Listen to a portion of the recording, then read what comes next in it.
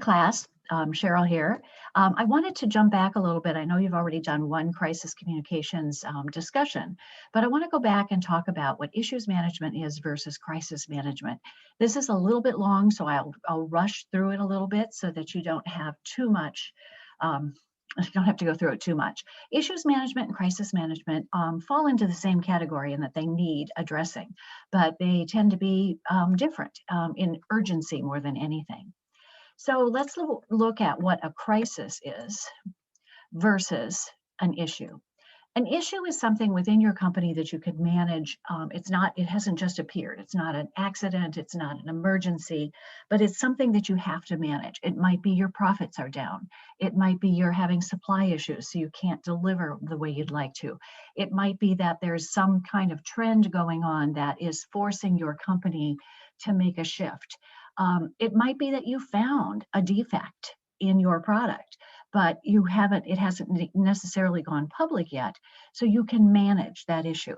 You might have to do a recall, you might have to do something else, but these are things where it's a crisis situation in that if you don't manage it, it could be a problem, but you are managing your risk. You have some time to make it, kind of develop it and design what your messaging will be and how you will market it. And a crisis I'll go through afterwards, but it's basically something that's in your face now and you have no time but to just move on it. But the types of issues that you're looking at is already identified, and it might be something that's growing. So it could be that you've identified something wrong with your product or some kind of negative trend towards sales. Emerging, it shifts in that it could impact in 2 to 5 years. We're seeing a lot of that with companies that are dealing with maybe high carbon footprint, issues along those lines, where they're going to have to pay attention or they're going to become it's going to be a liability to their company. And it could be societal, that things are changing. Kraft is an interesting example of that. Kraft had mac and cheese with all of its kind of fakey cheese and things like that. And they had to figure out how they were going to respond to the trend. It's an issue in that they were seeing declining sales. And they were able to then come up with a plan of action to move it forward. It's a little bit more of a product evolution thing, but it's also something that they were seeing people turning away from Kraft and seeing negative reviews. So they had to respond. So who makes issues? It's general public. We have trends. It's pressure groups. I had a huge issue when I was working with Eddie Bauer because there was a group that was trying to stop any manufacturing in Burma. And that pressure group was putting a lot of pressure on us to close a factory or not send anymore. We didn't own it, but the Eddie Bauer brought products to they sold for Eddie Bauer. So there was a big pressure to stop getting involved. It could be elected officials, where there's basically some regulations or things coming on, and that would fall into government as well. Or it could be media. Media can come up with stories that might be false, or they may uncover something, or they might start seeing a trend, and you'll need to respond to that. This is the life cycle of a public issue. And I won't go through that in great detail. So but you can take a peek and see the flow. You guys understand life cycles of products. So look at childhood obesity. This is an issue that is moving forward. It's growing and growing and growing, and that would fit into a lot of the foods that are out there. And this is a picture of obviously some child drinking a huge thing of soda pop. So childhood obesity, I have something here that talks a little bit about that. But this is what I would call more of an issue than a crisis, because it's an issue if you are one of the companies contributing to childhood obesity. If you're the Fruit Loops maker or you're the candy maker or things along those lines, it could become a problem for you. In addition, I'd like you to take a look at this one. It's overseas manufacturing. I mentioned it briefly with the Burma situation, and it's quite an interesting evolution of how that all took place. And possibly in another shorter lecture, I can talk about that. But overseas manufacturing is one of these issues that you have to deal with. And unless, for example, a factory was burned down or some terrible thing happened, it wouldn't be a crisis, an emergency crisis, but it would be an issue that you would have to address as a company. And Lego had declining sales. So Lego, this is partially, a PR issue. It's also partially a life cycle issue because you guys understand the life cycle of a product. But with their declining sales, it was starting to generate some negative publicity. So this also talks about how you want to just take a peek at that, and you can. I'm going to post this lecture because you probably won't be able to click it from the video, but I'll post this lecture and you'll be able to click it from there. But declining sales is another one that is a life cycle product issue, in that whole life cycle of it starting to go down, but it also is a PR issue when you start getting negative press. So this one, your company's laying off, here's a potential media issue. Your company has to lay off 10% of the workers due to declining sales. That'll impact the workers, but you're not sure how many are from where in the company because you're maybe a nationwide company. You're privately held, so you really don't have to disclose. If you're a public company, that would be considered material information and you'd have to disclose that. But media are calling because some people have leaked information. So typically what happens, somebody's on social media, I got fired, I got laid off, they're complaining. They might even call the press, but it'll leak out. Your management did not want to release on this. So even though you tried to be proactive and say, I'd like to do a press release announcing these so that we don't have to respond in a crisis situation, they said, no, we don't want to do that. And you'll get that a lot in PR. Management says, oh no, I don't want a press release on anything negative.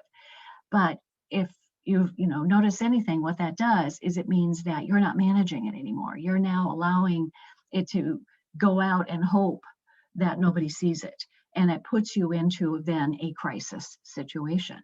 So managing the issue by even announcing things that are happening that could generate negative press, if it's done right and put into context, can help mitigate the issue. What questions should you ask, and how would you even begin to address these questions? How would you advise the CEO and frame the response? So this is where hopefully, even though your management team did not want you to prepare and send out something in advance, knowing this was happening and being able to respond to it, at least in your own mind, you will have responses available. For example, now the worst case, and I have had this happen, the worst case is the management team doesn't even talk to PR and they just make a stupid decision and all of a sudden you're caught off guard. Then it is a real crisis situation. You're going to have to work really quickly. But when you look at these questions, how would you begin? So as a privately held company, you need to understand, why are we laying workers off? Declining sales. Why are you having declining sales? So there's sometimes you can put it into context. Due to COVID-19, our sales are declining because we've had to close our retail stores temporarily. So the layoff is happening with our retail stores. Now that's an easy fix because that's what everyone's had to do. But most of the time it's simply your sales are down. So part of it might have to be that, yes, we are experiencing in certain stores in our company or certain areas of our company that we are seeing some declining sales. We are addressing those and looking at the issues that are dealing with those sales. But however, it did force us to unfortunately reduce our workforce. And we hope to be able to get our sales back up and continue to grow in the way like our company has over all of these years. That wasn't the best response, but it's that kind of thing where you would need to be able to now be fairly honest. Now, the other thing you can do, and if you have a crummy management, they might just say, oh, let's not do anything. Just don't respond. And it will die out in a few days. There is a life cycle of some of these things, and I'm going to talk about that more in the crisis side of it, but I don't advise it. So, obviously what that means is the company was not available for comment, and it tends to just spur social media negative responses. All right, let's talk crisis now. Now you're getting into something that you really can't, you can't necessarily, it might surprise you. Crisis is something that happens really quickly and you can't necessarily deal with it with a lot of preparation. But Freshman Hillard is one of the largest agencies out there, and in our, it's a worldwide agency. And they say every crisis has a specific arc, as does the resulting news coverage and social media conversations. But not every crisis is a 10. Now, that's an important thing to keep in mind, and we'll talk about that as we go. They do have arcs. Some crises are things like, it happens and it's a 3-day cycle. and that's it, or a 1-day cycle. And some will continue to escalate. So understanding what's a 10 and what's maybe a 5, and we can ride this out, let's see what happens for a day, that kind of thing, is something that PR does really well. But you need to first start by assessing and exploring, what is this problem? What just happened? How bad is it? For example, I have a current restaurant client, and they, during COVID, thought they were following everything exactly, and they still believe to this day they were following all the regulations in exact same, exactly according how they were supposed to. This is when it was a 50% phase one, and but yet the health department came in and said, no, you have too many seats, and they made a mistake, and they did all this sort of stuff. They closed down the store. That's a crisis. So we had to instantly go in and explore. And of course, the management team wanted to just go out and say the health department's wrong, they didn't do it, da, da, da, da. And we had to really think about how we were going to manage this message. And it was one that lasted not too long, but unfortunately, it's one of those stories that once written shows up as reference anytime somebody else's store gets closed for health reasons. But you need to assess and explore where you're going to go. Then you plan how to resolve it. So do we act immediately? Do we let this one ride? Do we act with force because it's absolutely huge and lives are at stake? There's those kinds of things. And that's why I say not all are a 10. They all feel that way to management, but they aren't all. And then control is the next step. So the ARC is the assess, the resolve, and the control, so that you can determine what the exact steps might be. And I'll give you some good examples in here. Some we'll go through, some we won't. So this is, again, something I'll let you look at in a little more detail, but we're talking about its discovery, its classify so that you understand the problem, that's putting it into the 1 through 10 section. How bad is this? In mobilizing, the right team, because who's going to be your spokesperson? Who are you going to do it as the PR agency, or should this get elevated up to, a senior management person, the president? Sometimes it absolutely has to be the head of the company, depending on where it falls in terms of, classifying this. But how is this going to get mobilized? Establishing, the working sort of picture and process. Hopefully you've done your work ahead of time and you have in plan a structure for when a crisis happens. You have the right people you need to call, so you have the management team ready to go. You have certain media lists available. You have your social media groups ready. You've got your internal team ready. So if something does happen, you can call those people quickly and make it happen. But then you have to establish the working process. You make that, and do your plan. Now, again, some of this might be able, if it's an issue or a crisis that's not, so immediate, because you would do this for issues as well, you might have time to get that plan going. Some of it might be, we have 3 hours to figure this out. You prioritize what you can get done, and then you launch it. And then this is a constant movement with whatever reaction has happened is going to judge how you're going to tweak and turn and respond. So, more on the access stage is it's comprehensive collection of questions. You are the person who has to just constantly ask the questions and make sure that you fully assess the situation. You do not take what your management people say you should say. You have to structure it for them. You need to look at your operations center. Are you going to have a physical place? I worked for the Bellevue Collection for 17 years, and we had many crises. We'd have demonstrations in the store, in stores. We had robberies. We had people jump off buildings. I mean, it was terrible stuff. One person was killed in an elevator accident. So these are things that were immediate, and we had to respond. And so we would have Operations Center. We knew who was supposed to be there. We all got a buzz. We had to be there, and we showed up. And so we had physical people who were running the show. I was one of them. And, like if the police were involved with the fire department, we would be in contact with them and that kind of thing. Sometimes you don't need a physical space, but in this case, we always felt we did. And then who of the shareholders have to be alerted if anything happens? So you really got to have all of this kind of set up ahead of time in preparation for a possible crisis. And depending on what kind of company you're in, a crisis plan might be essential. If you're just operating a small retailer with a few chains, you probably don't need a whole crisis plan, but at least understanding that if something happens, you can respond. So I'm not going to go through each of these because, we've got to train the spokesperson. We've got to go through this whole thing. We're going to be doing our speaker training next module. And I hoped to be able to do it with a Zoom call, but I will do a Zoom call and see if anybody can join, because I'd love to be able to talk through some of these things.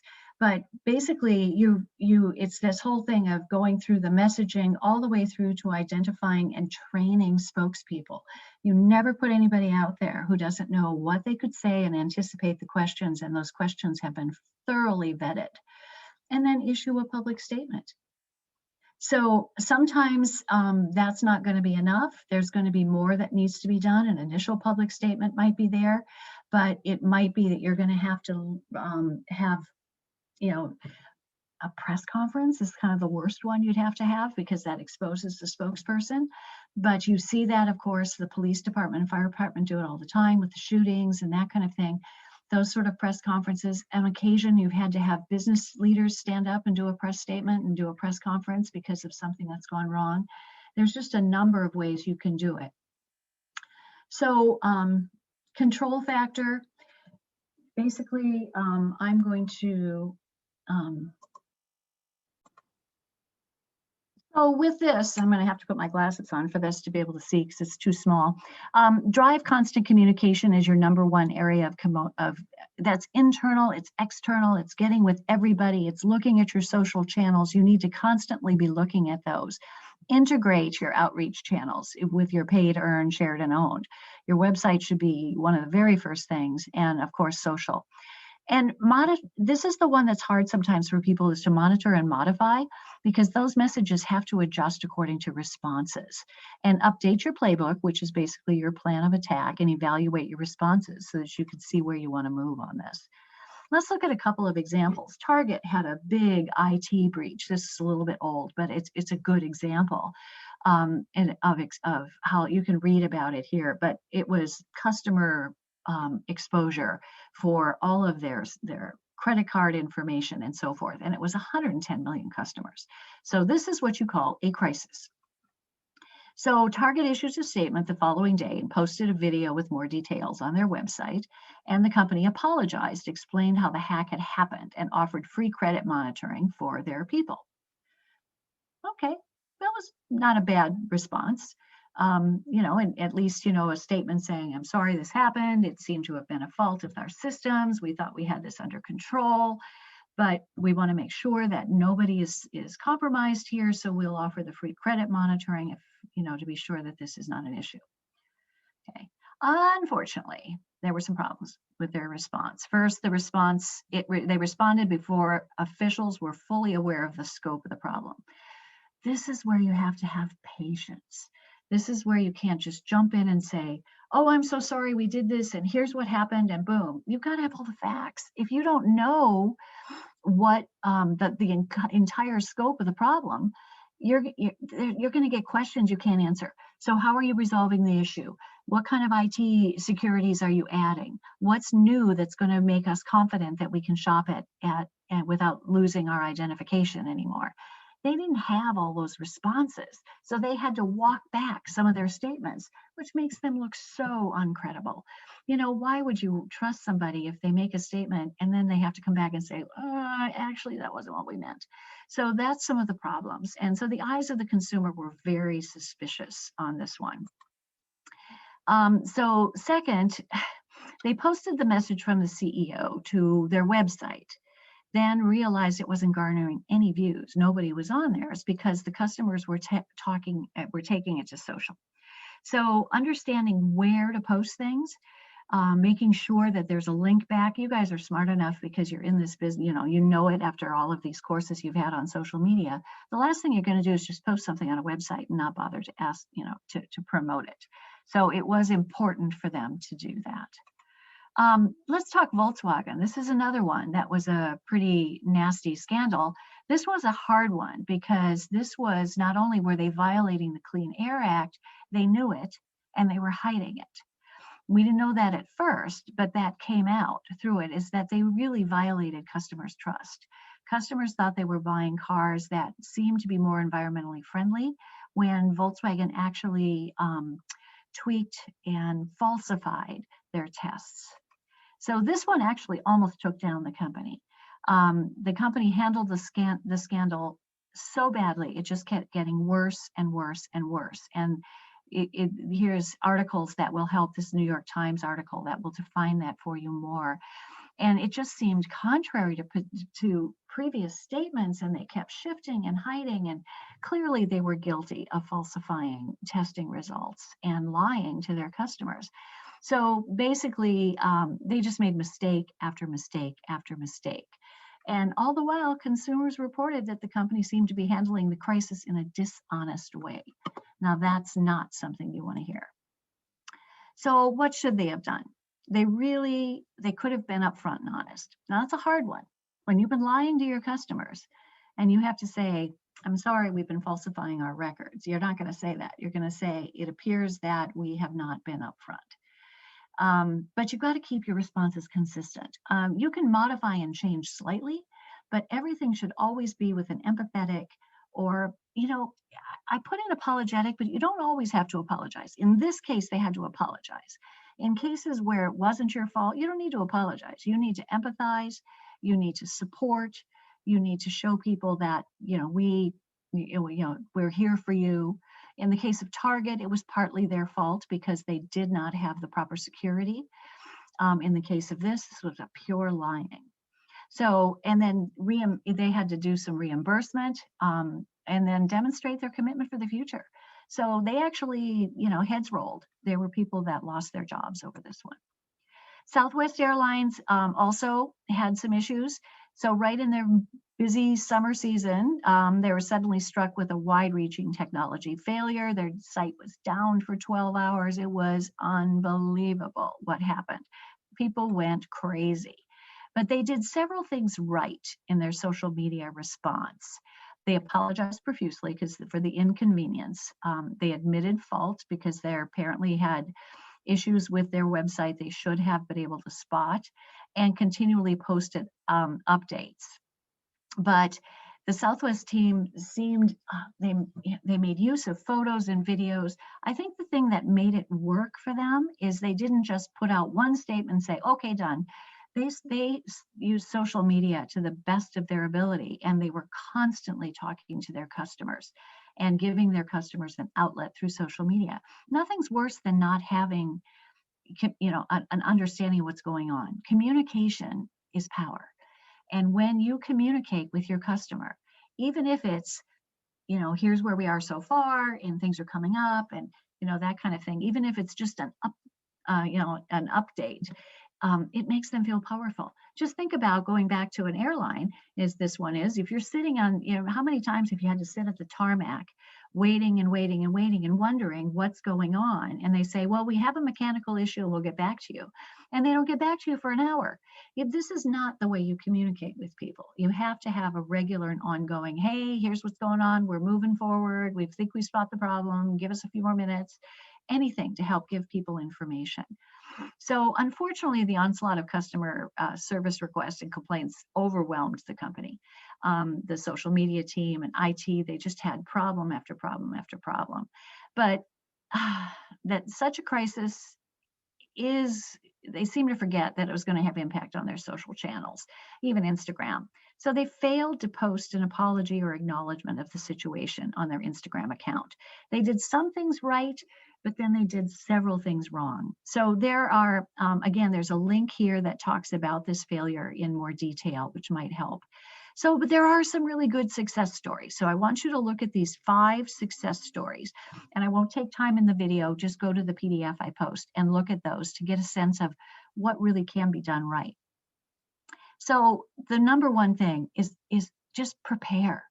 We at Bellevue, these were some of the things that we planned for all the time. I mean, literally, when the Bellevue Collection did their parades on the Snowflake Lane parades at Christmas, we had to put trucks at the beginning and the end of the road because we were fearful of a terrorist attack. This is when a lot of these trucks were driving into and killing people on the streets.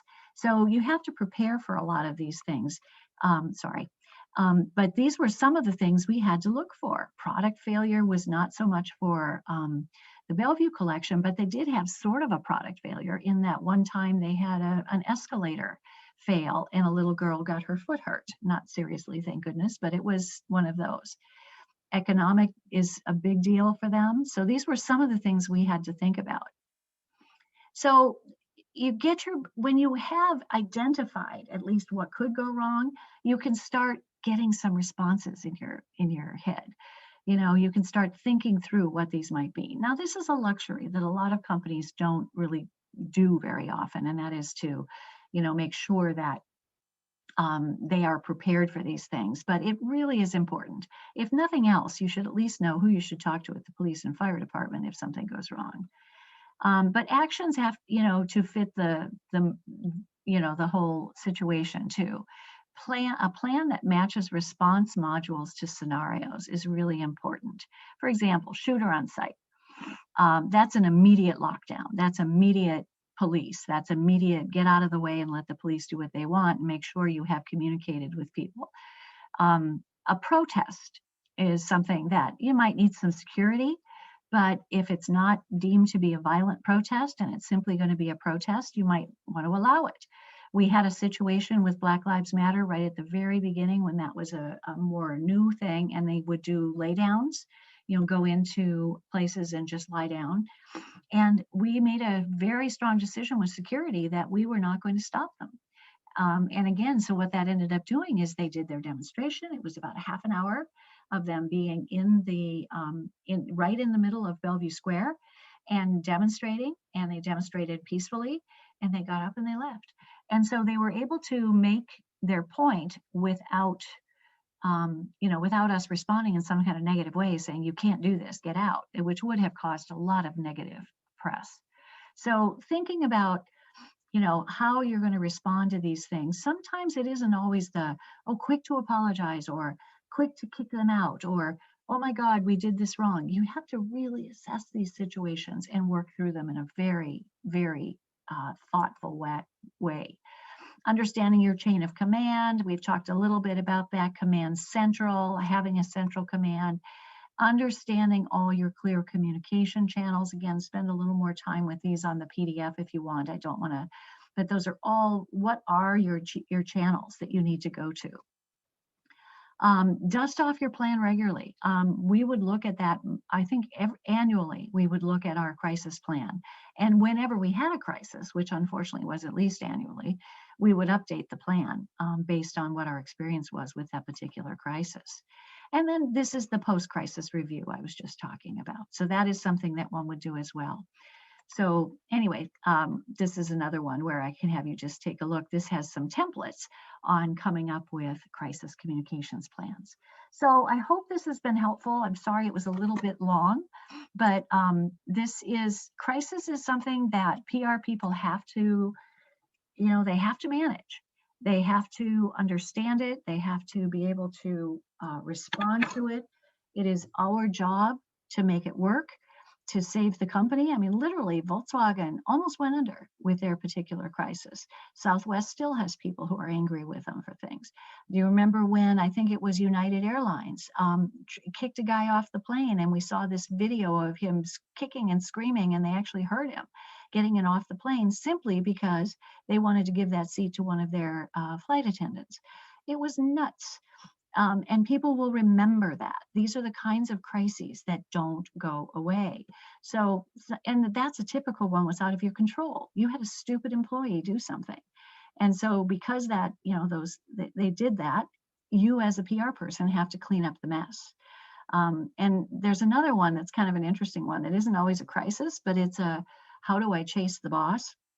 Because very often you'll have a CEO who's got talks a little bit more than he should, or she.